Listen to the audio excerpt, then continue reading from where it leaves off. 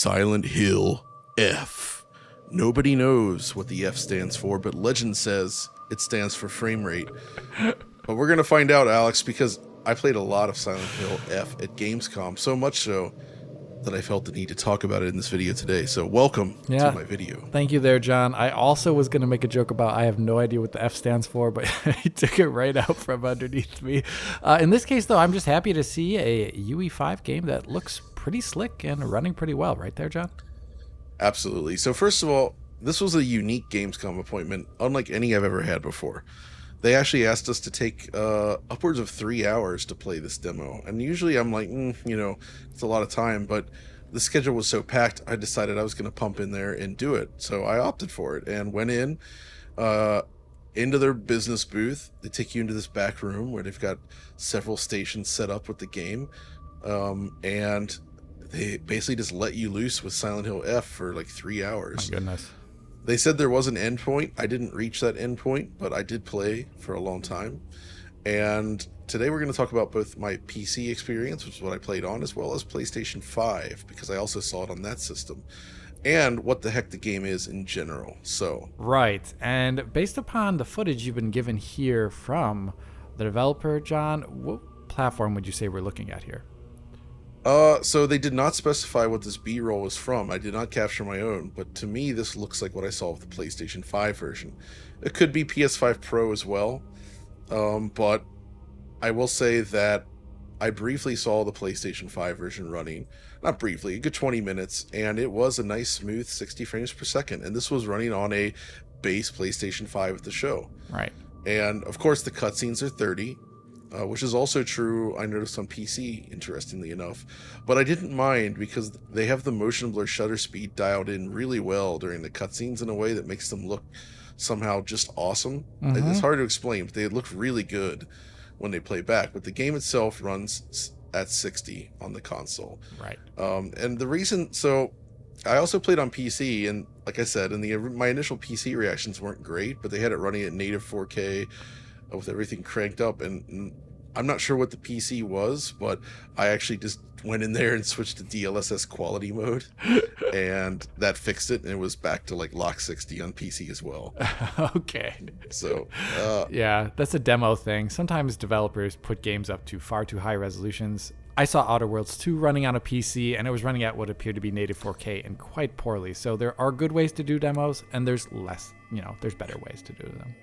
Exactly. But in this case, running in both cases, I gotta say, Alex, I was astounded by what I saw visually speaking, because this is an Unreal Engine 5 game, but it looks so clean. It's remarkably stable.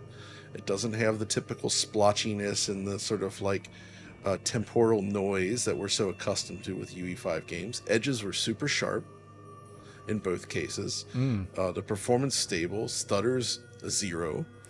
Everything about it just like looked and ran so well that you almost wouldn't guess that it's a UE5 game, but you can tell once you look closely, because the game really leverages that indirect lighting made possible with Lumen, which it is, from what I could tell, just software Lumen currently. In this footage as well, right here, you can see there's a couple points, like there's these scarecrow-looking things when they're on the farm fields, and their reflections appear to just be handled by SSR. So I think that lends credence to what you saw there subjectively when you were seeing the demo. Exactly.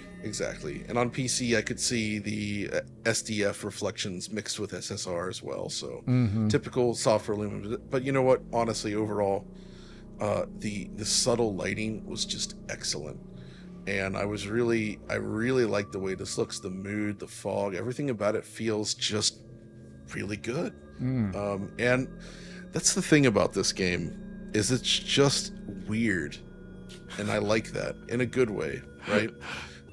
Right now, without going into too much depth, something I want to do with the full game, it really just is a case of, it seems like they're shipping a very technically solid UE5 game without the usual caveats that we've been facing over and over again, right? All right.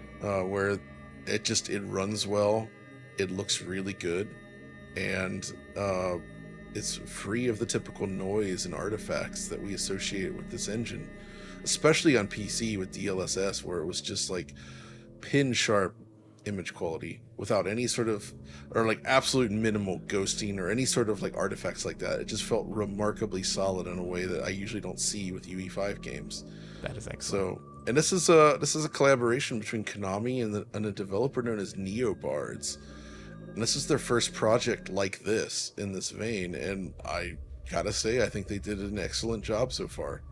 Yeah, I mean, just looking at the footage, the quality of animation and visuals is really top notch. Okay, but anyway, I think that's kind of it for now. I just wanted to talk about it in a preview sense because it really did pique my interest, and I had a lot of fun playing it. And Yeah. I genuinely, I was almost like in this daze where I'm just like in this room tucked away in the middle of a very busy Gamescom with these headphones on. It just felt like all of that vanished during those 3 hours, and I was sucked into this strange new world. I think it's impressive that and shows the confidence that they have with the title, that they would already invite press to play for such long, uninterrupted periods of time. Usually games don't offer Right. that level of flexibility. I mean, there's been some stuff very close to launch we've seen before. I think there was And this is fairly very close to large- launch too, by the way, Yeah. so.